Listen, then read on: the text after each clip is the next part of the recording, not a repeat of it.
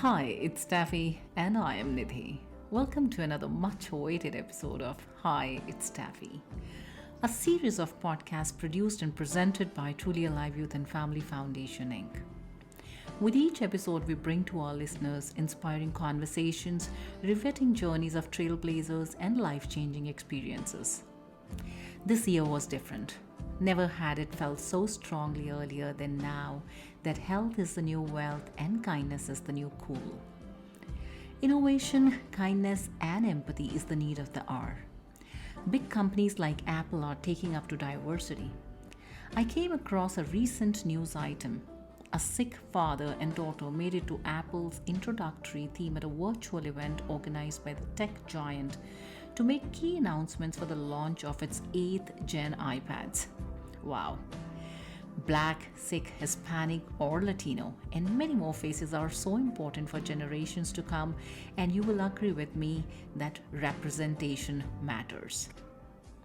So, today, let's get into a heart to heart conversation with Surinder Chopra, a Sikh person from Indian subcontinent of Asia in an immaculately tied 7-yard turban.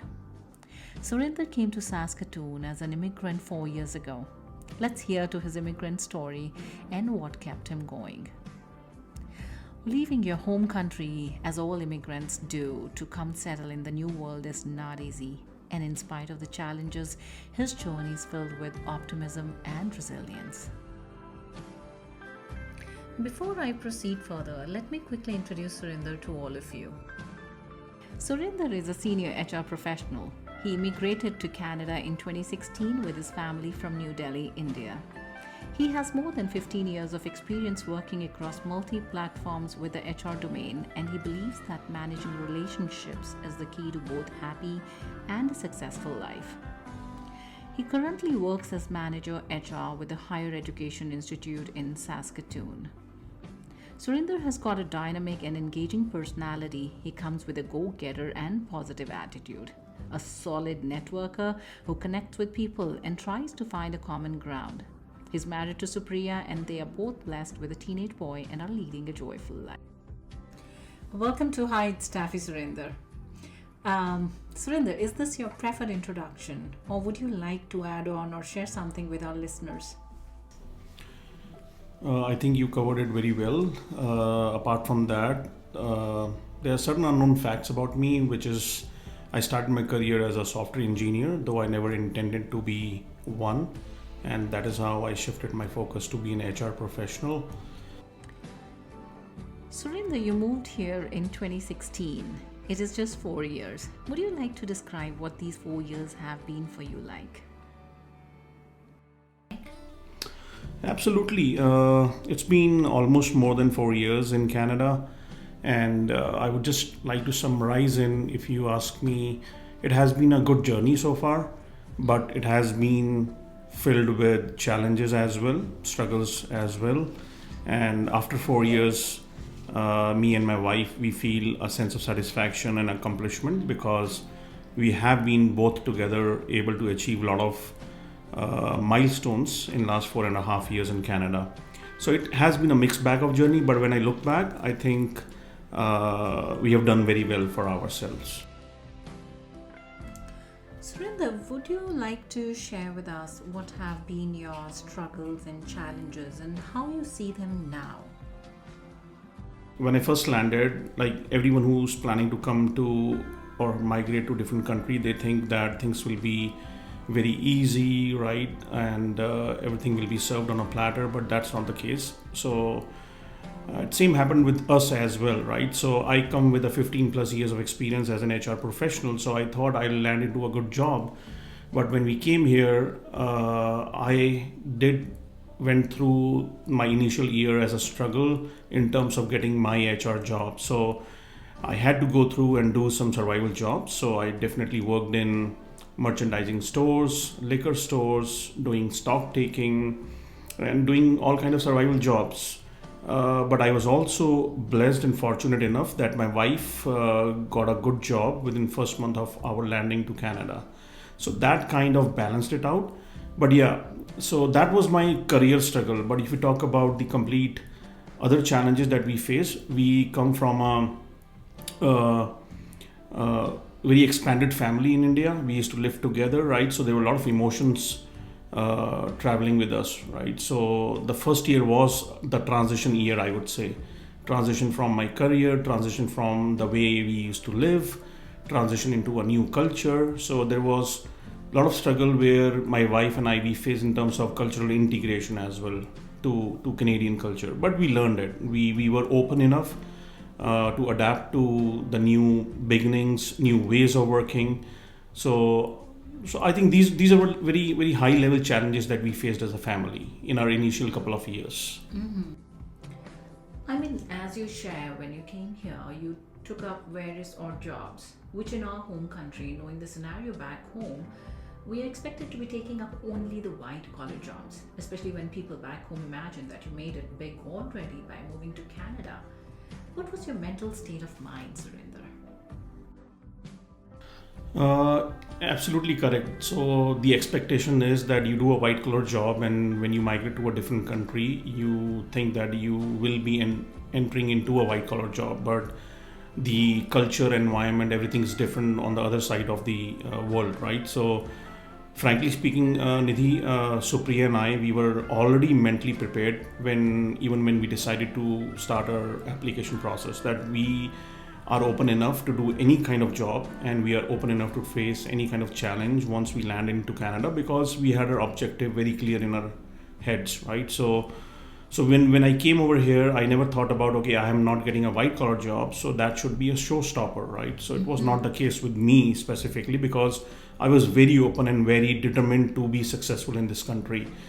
And I did survival jobs not to earn money or something, but to understand the culture better, right? To merge into the market, to transition well into the market, so that I can learn the dynamics of this market, right? So that laid a very strong foundation to, I would say. That's amazing. And would you recommend this to the newcomers, the young generation, and the people, I mean, who migrate to Canada? I mean, I understand there's a lot of information asymmetry, what we expect and how we land in here. There's so much gap in the reality and expectations.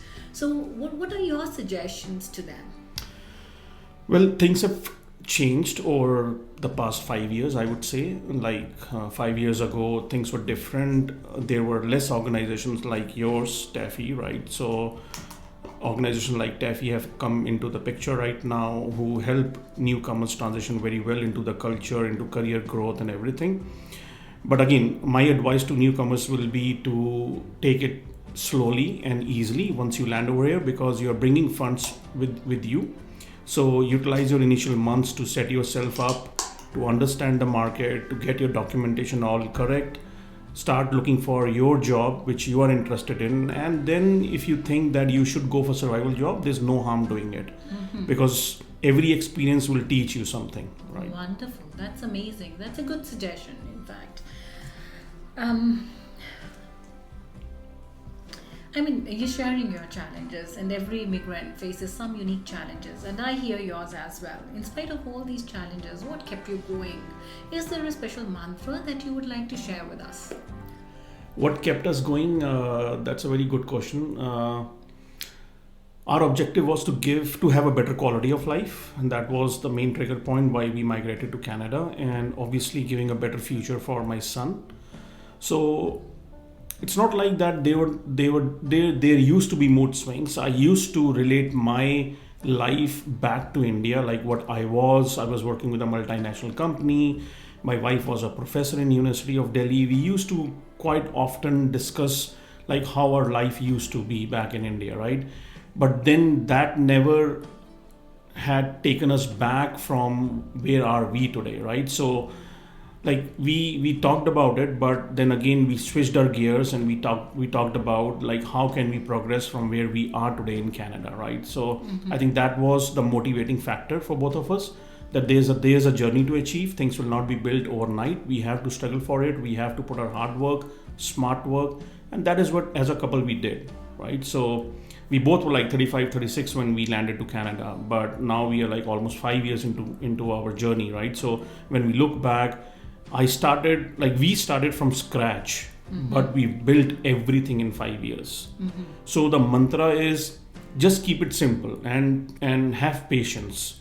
Don't be in a rush, because if you're in a rush, if you're in a panic mode, you're not gonna achieve anything. So just take it easy, achieve your goals step by step, make your goals, and then start working on them. Okay, Surinder, my next question to you. I mean, I see you've been loving your journey in Canada, and you've made it. I mean, it's a success journey, I would say. So what is it that you like so much about Saskatoon? That's a question that you're asking me, which is very close to my heart, because I really love to be in Saskatoon. Well, when we were initially planning to come over here, I hired a consultant back in India to get my process done, and she told me that, Surinder, are you open to go to Saskatchewan? And frankly, I think 90% of people don't even know how to pronounce Saskatchewan, right? So, but I did a lot of research. I came to Saskatoon. It's a smaller city. I come from a very big city, which is Delhi, right? So, and some of the reasons were like traffic and all that goes into a normal person's life, right? So when I came here, I could pick up my son, and I could even have lunch with him during his school time, right? So that was the best benefit of living in a smaller city. Having good jobs, you can save the same amount of money instead of living in a bigger city. The affordability was there. You can go around the city in like half an hour, right? And we went through I would say there are a lot of examples of it, and all is related to my wife and my kid as well. Like, I used to drop my wife to work, and if she was unwell, I was in a state to pick her up from the work as well. It was like you don't even have to think twice, right? So that happened with my son, because in initial days he used to get sick, and I used to go to his school and just picking up and bring him home, right? So, So all benefits of a small town, right? Yes. I myself feel it's like a heaven, you know. Yeah. It's a 15-minute travel any side of the city, Yeah. and yeah, it's a peaceful, very beautiful town. Yeah. Yeah. So, Surinder, there's another thought that's popping up in my mind. When families immigrate, the first and foremost objective of each family is to integrate into the new world. I myself am a newcomer, and I am of the opinion that each member of the family transits into the new system at their own pace in the face of challenges. What has this transition been for your son, yourself? I mean, was it the same pace for you and your family? You all feel integrated, or you feel you could integrate sooner, or your son to take a little while? Or how has been the journey?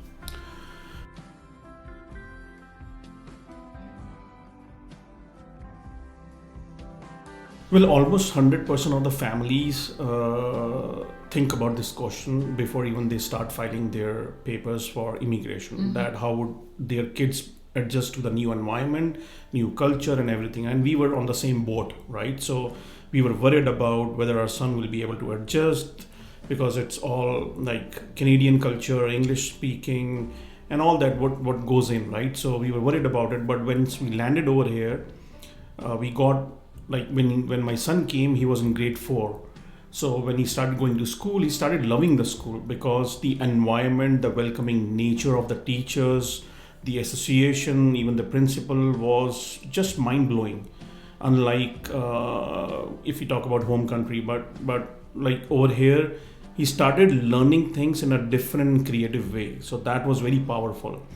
We saw the difference in our son's confidence building was there. The stage fear went away.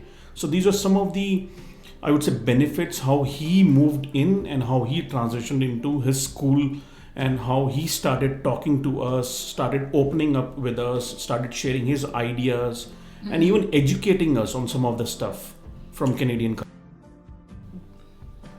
Do you feel there was more liberty into the air, which gave him more room to share his thoughts? I would say there was more freedom, but channelized freedom. So it was not like you are allowed to do anything. It was freedom, but freedom of thought, freedom of creativity.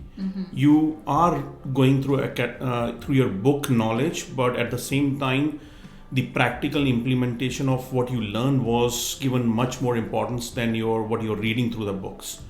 So I think that part played a very key role in his development.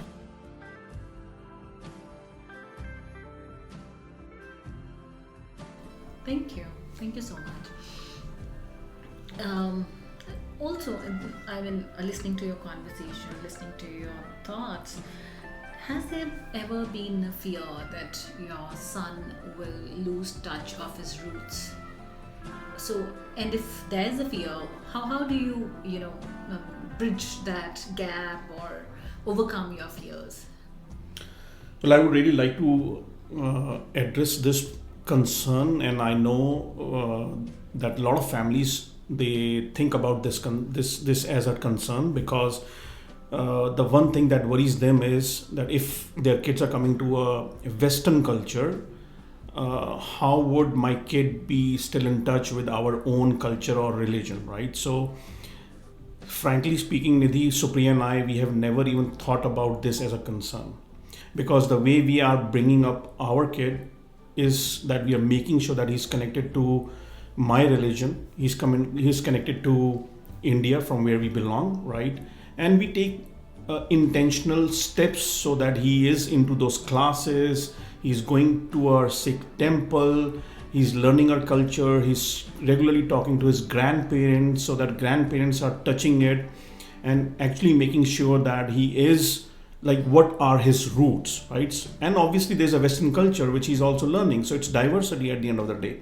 But he is now mature enough to understand from where I come from. So I would just say this to all the new families who are coming from different countries: don't be worried about this, because this is the least thing that you should worry, specifically in a country like Canada. That's great. Thank you. Surinder, giving back to the community here is a way of life. I mean, way of life in Canada. And as immigrants, we are so engrossed in making our lives here that community service might take a back seat for some time. What are your views on this? Well, giving back to society is very important, and I think this relates to the earlier question that you asked about how can you make sure that your kids are still with your roots. So I think one of the way is that if you're connected to your community, and if you're giving back to community, that's one way where you can have your kids being connected to from where you belong to. For me personally, I have been part of community right from my college days. I would say we were part of one of the society back when I used to study in University of Delhi. That is how I developed my habit about it, right? So, and from there the journey started, and even in Canada, I'm a member of my temple committee, and I've been working with them for the underprivileged kids and even other people in order to support them, whether it is food, shelter, or whatever it is. We also run different programs where we support the students, international students who are coming to this country, in terms of supporting them through small things like giving them free groceries or helping them find a rental accommodation at a nominal price. And then also last year we were running free food truck after taking all the approvals from city of Saskatoon. We had a free food truck which we parked at one of the streets near downtown, and we used to like just distribute free food to the needy people, and that was taken in a very positive note by different community people over here. So yeah, giving back to society is very important. So once again, an advice for newcomers: once you are settled into your jobs, definitely in whatever way you can give back to society, I would encourage you to please do so. Thank you so much. And your final words to your newcomer friends? I can only give my perspective to the newcomers, and that's again coming from my experience. So I would say once you land here, you have decided to come to Canada, right? Or whatever country you choose for your immigration. Don't look back, because if you start looking back, you'll not be able to move forward. So you need to stop thinking about what you were in your back home country. Like if I talk about myself, I did the same mistake. So that is why I'm telling you that don't do it. So I initially 4 or 5 months I just kept on thinking that I was a senior manager, I was earning X amount of money, I had this, I had that, and that slowed my progress of thinking to move forward in this country. So don't do that. The second advice I would say is keep things very simple, don't complicate it. Don't take advice from a lot of people because everything is available online. Go through that, go through reliable sources. Third advice is apply to the jobs which you think you are interested in, and before applying for jobs make sure that you have a good profile. Take time to apply because don't be in a rush. If you're just using same profile to apply for all the jobs, I think it will take a lot of time for you to land a good job. So take your time to apply for different jobs. The last but not the least is I would say just keep a low profile. Don't, even if you've got a good job, just keep a low profile because because you need to see a longer perspective, you need to have a longer goal, right, to achieve. So make your goals, keep a low profile, and then just keep on silently working on achieving your goals. When you say low profile, what does that mean to you? Well, what happens is mostly even new families who immigrate, the students who immigrate, like obviously you're bringing in funds with you, you have that money, right? So I've seen a lot of families, what they do, they just buy a new car, they buy house or condos or townhouses, right? So and then they start their job search and all that stuff. So kind of like, I'm not disappointing anyone or discouraging anyone, but I think these are the things which will come by the virtue of your success in your journey. So just wait for it, right? You have the money, you have the power, but my advice is give yourself 6 months to first adjust to this environment. And after 6 months, maybe you don't want to live in Saskatoon, right? Maybe you land a job in some other bigger city, so you don't know, and then you are stuck up. So that's my advice to you. And not facing the pressures of expenditure, you first spend and then get stuck in a job because you have bills to pay, you don't have room to change Absolutely. your job. Yeah, I get you. Absolutely. That's great. Surinder, I know I said this is the last question, but yes, how important is it for any newcomer? I mean, give me your views regarding it. How important is it for any newcomer to learn about diversity, cultural sensitivity, indigenous culture? If you can share your views. To be successful, you should learn about the diverse cultures, because if you're coming specifically to Canada is not built of one culture. Canada has personalities from different parts of the world, so it's very important to understand and adapt to what people bring on the table, right? And also it's very important to learn about indigenous people. This is their land, right? So we need to respect that. We need to understand their struggle, how they struggle for their independence, right? So we need to respect their culture, their way of living, and we need to merge into that and give full respect to from where they come from. Thank you so much. Would you also like to share about something about your son's journey and? Well, he is super excited to be in Canada. Like I said earlier, when he came to Canada, he was the first person who transitioned very well into the culture, and from there there's been no looking back, because today he's in grade 8 now, very soon to be in grade 9 and high school, but last 4 or 5 years has been great journey for him in terms of his learning. His confidence has boosted a lot. He is a very shy guy, which we knew right from the beginning, right?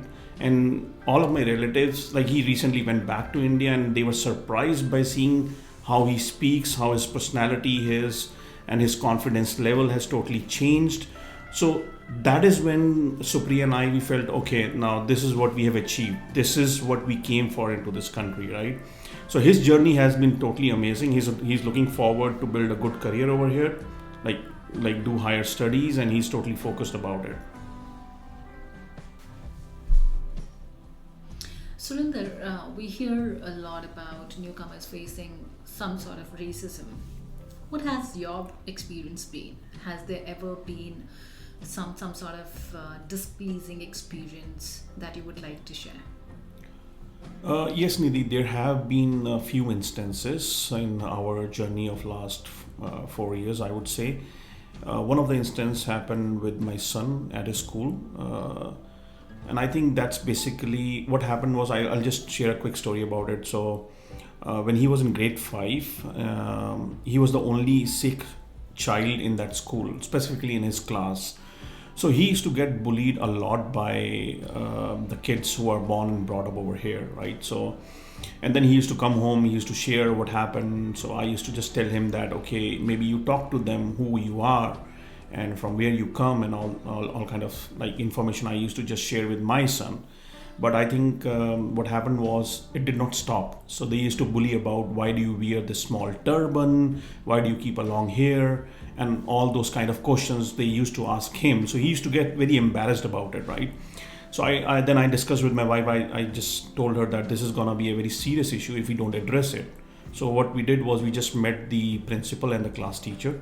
I scheduled a meeting with her. I just went into the school and talked about it, and principal was not aware of it, but class teacher was. So, but we had a good meeting. So, what came out of that meeting, long story short, is principal suggested me to take a educational session with the kids, and also with a couple of class teachers, like different subject teachers, right? So I said, okay, let me plan that. And it was again, I just gathered my thoughts. What should I talk to the kids, which should relate to them?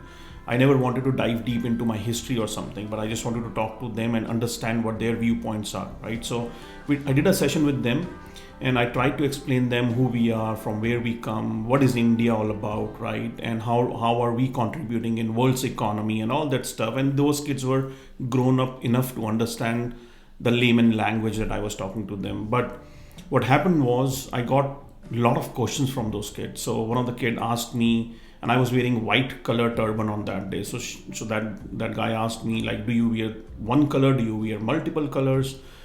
And another question was, what kind of food you eat, right? Mm-hmm. Another question was, do you have flights? Do you have aeroplanes, trains back in India, right? So I think, and then at the end, when I just talked about why we keep hair, what is our religion all about, we just respect that, we keep our hair clean, we just keep it very safe and all that stuff, and that why we wear turban, it's an identity given to us, right?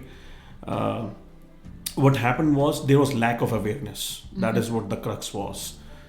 Even the teachers were surprised, and they were really happy about to know from where we come from, right?